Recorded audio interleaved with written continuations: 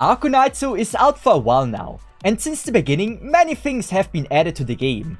One thing I always found confusing were what kind of different damage types there are, and what kind of damage reduction buffs and debuffs there are, like for example Fragility or Sanctuary. And that is why I want to present to you now everything you need to know about receiving and dealing damage in Arknights. Also, I am not here to waste your time. Here are all the damage types with their timestamps, so you can learn the ones you don't know yet. Let's start with the most basic one, physical damage. If a unit can deal physical damage, the final damage will depend on the defense of the enemy. So if you attack an enemy with low defense, it will deal much more damage than if you were to attack someone with a lot of defense. On every map, you can check the defense rank of each enemy. In case you see D or C, you know your physical damage dealer will be good against them. And this works the same for you as for the enemy.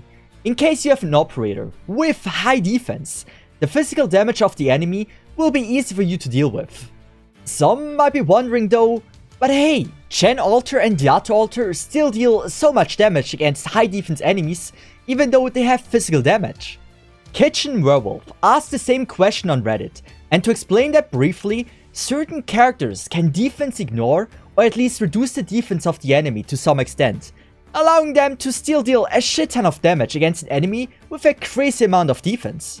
You also saw my Savage dealing not bad physical damage with her skill against a high defense unit. Important to know is that physical damage is reduced at a flat rate. For example, if you have an operator with 600 attack and an enemy with 500 defense, the enemy takes 500 less physical damage. So if an operator has a skill that increases their damage massively, for example by 100%, the 600 damage before is now 1200 damage, and is now able to deal against the unit with 500 defense 700 damage. That is why physical damage dealer with high defense multipliers are so strong, even against high defense units. Silverash is probably the best example for this. He increases his damage by 200%, and that is why he still deals so much damage against pretty much any unit in the game, just because he had such a high damage multiplier. Some operators can even temporarily debuff the defense of the enemy for everyone in your team, like for example a Meteor or Meteorite, allowing your physical DPS to deal much more damage against a high defense enemy than she usually would without the debuff. So we just learned that if an enemy has low defense, using physical damage is pretty effective. But what do we do against someone with a high defense stat without having to debuff them? In this type of situations, we will be using Arts Damage. Arts Damage completely ignores the enemy defense stat, making it a very strong damage type on many stages. But that doesn't mean Arts Damage is the solution to every stage. There is one stat that enemies have that decides if using Arts Damage is effective against them or not. This is Res. Res is the equivalent of defense for Arts Damage dealers. While physical DPS gets reduced by defense, Arts DPS gets reduced by Res. If an enemy has 10 Res, it takes 10% less Arts Damage. If the enemy has 50 Res, it will take 50% less Arts Damage. And the same goes for you, if the enemy attacks you with Arts Damage. That is also why Nightingale is such a broken healer against any Arts Damage. Being able to increase the rest of your operators can trivialize entire stages. It's also the reason why Surtur is fucking broken against most enemies and bosses. Not only does she deal Arts Damage, but can also ignore 20 resistance of the enemy. Ifrit, for example, can also do a rest reduction on an enemy for your entire team to gang up on them. We call abilities like this Rest Shred. There is also a very rare buff which increases Arts damage taken for the enemies. Zarya with a third skill can increase the Arts damage taken of the enemies in her range. Pair this with a Rest Shred from Ifrit skill 3 and any caster as another DPS, and you can deal a shit ton of damage against pretty much any enemy in the game. Next up, we have one of my favorite damage types. True Damage, or also known as Pure Damage. Unlike physical and arts damage, True Damage has almost no way to be reduced in the game. It is what the name says, True Damage. It is super strong, and can sometimes go around the entire mechanics the enemies might have. You can decrease or increase the final True Damage received or dealt by buffing or debuffing the one dealing it. Amiya, a character that everyone has, can deal True Damage with a third skill. The way enemies can reduce her damage is debuffing her attack, But you could also increase the damage Amiya deals by buffing her attack, for example with Sora or Sculptor. This obviously works the other way around, if the enemy is the one dealing true damage. True damage is often on the less effective side, if you use it against normal mobs without high defense or high res. Where it really shines is against enemies that have both high res and high defense. Usually there is no effective way to deal insane damage with physical and arts damage, and this is where Amiya would really shine. I can't tell you how many bosses I was able to cheese just because of true damage. It is time to learn what dodging is. Dodging is not that difficult to understand, but important to know on how it works. There are 3 kinds of dodges: physical dodge, arts dodge, and resist. For physical and arts dodge, it is pretty much the same. There is always a percentage on how likely it is that they can dodge the named damage type. For example, 25% physical dodge, meaning there's a 1 in 4 chance they would dodge a physical attack. The exact same thing goes for arts dodge as well. Some even have physical and arts dodge in one ability, making it very strong. A third kind of dodge is resist, which I only included in the video because it exists, but only one character has it in the entire game. This is Hoshiguma. The only difference between dodge and resist is that resist can dodge any kind of damage, regardless of what it is, even true damage. And please, do not confuse it with any other res, resistance or status resistance that also exists in the game. It is a one-time thing, and you can pretty much ignore the existence of it. As for the enemies, some do have dodge abilities, and most of the time it is explained in the enemy description on how to deal with it for that specific enemy.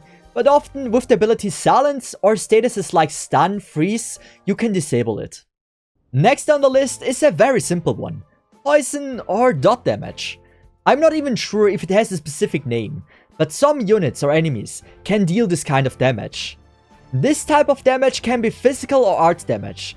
Right now there is sadly no operator that can deal it with true damage. The unique thing about this one is that the damage happens in ticks. For example, Blue Poison, Ethan or Osta have this.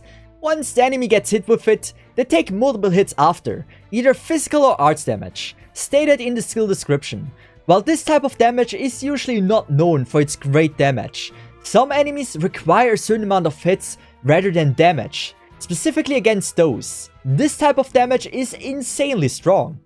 Back when the Ling event was out, Ethan was known to be one of the most broken units for it, just because of his first skill, where he deals the dot damage. The next one is just as easy to understand: lethal or fatal damage.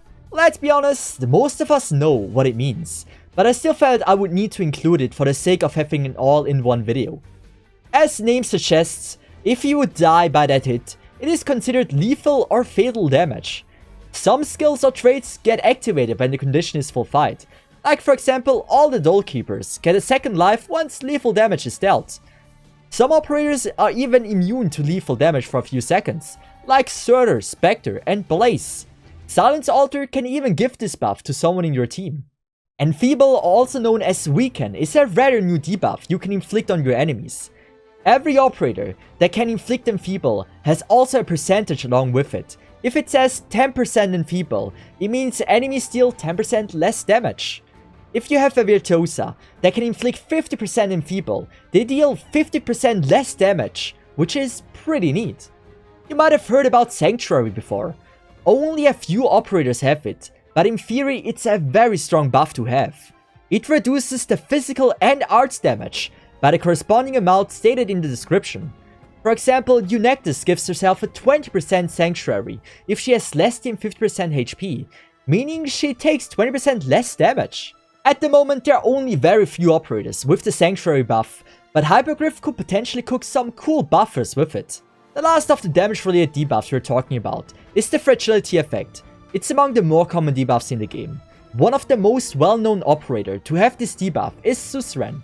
Every slowed enemy from Suzerain in her attack range gets 20% Fragile. Fragile increases the damage taken by the corresponding amount.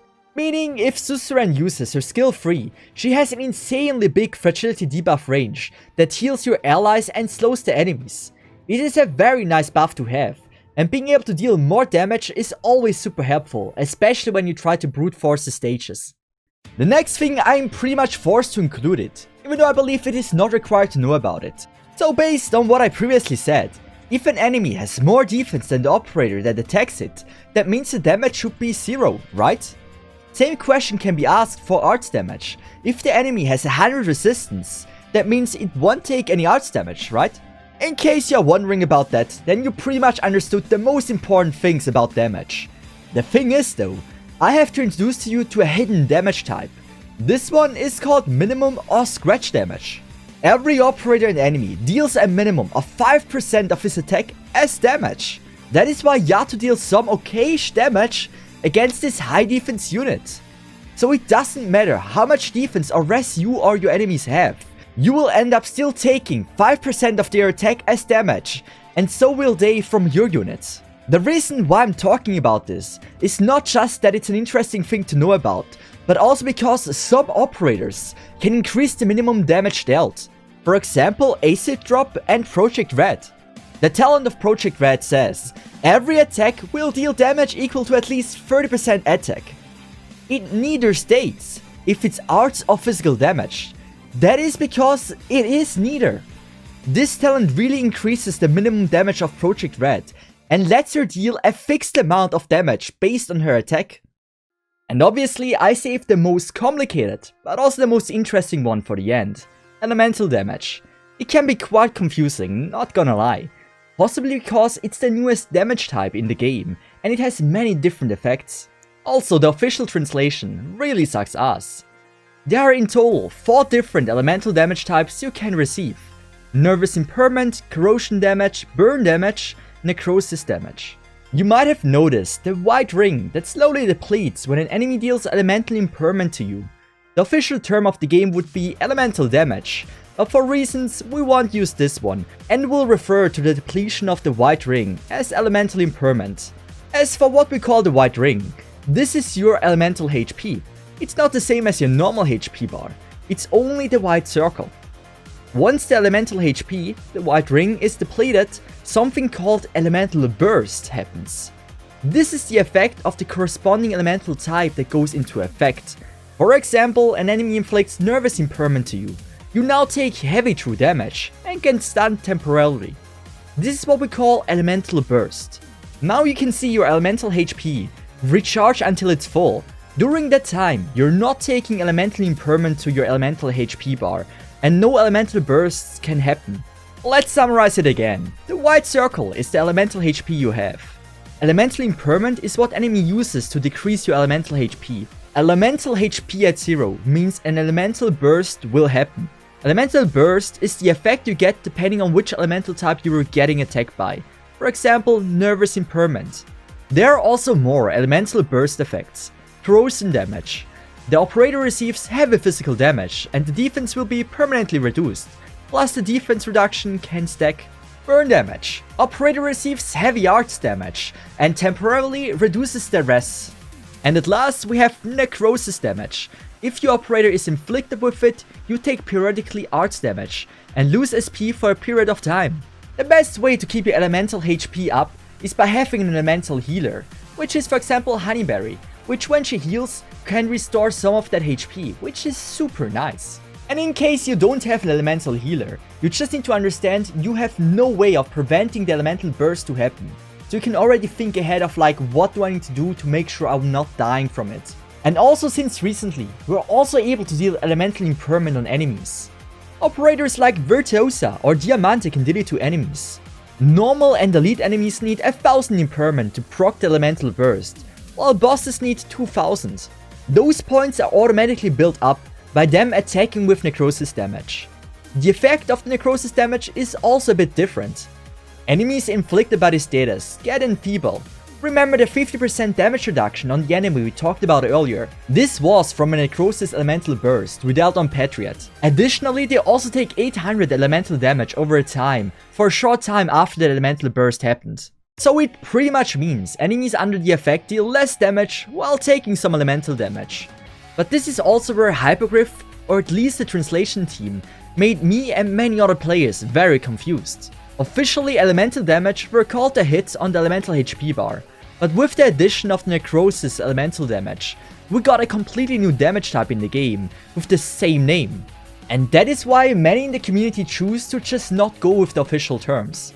Elemental damage regarding the necrosis effect is a completely new damage type as well, that can neither be buffed or debuffed. Not because it is not possible, but only because no operator or buffs or debuffs have been created yet. Also, neither defense nor res matters when it's dealt, so it's at the moment almost as true damage.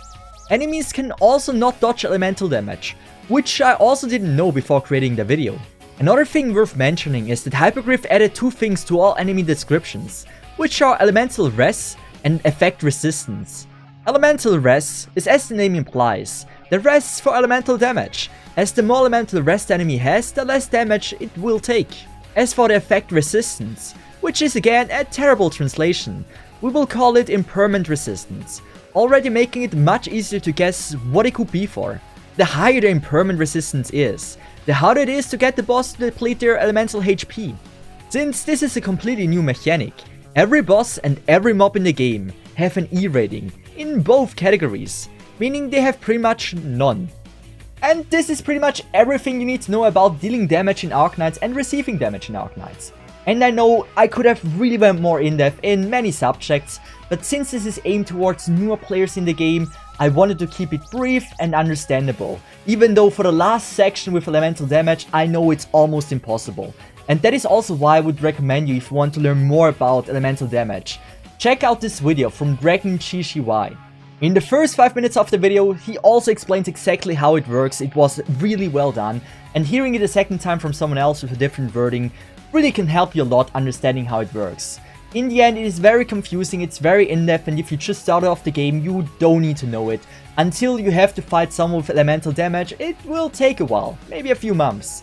And for those that are super hardcore about it, I didn't include any mathematical equations on like how you do the math for damage and everything in the video because it's just not needed to know for any person. But if you're hardcore about it and you want to know how it works, I have in the description all the links you need, everything I used for creating this video.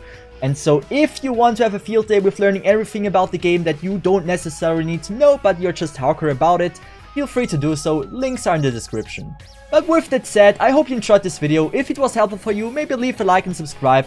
And I would say, have a nice one, and bye bye from Sai, have a good one, and see ya!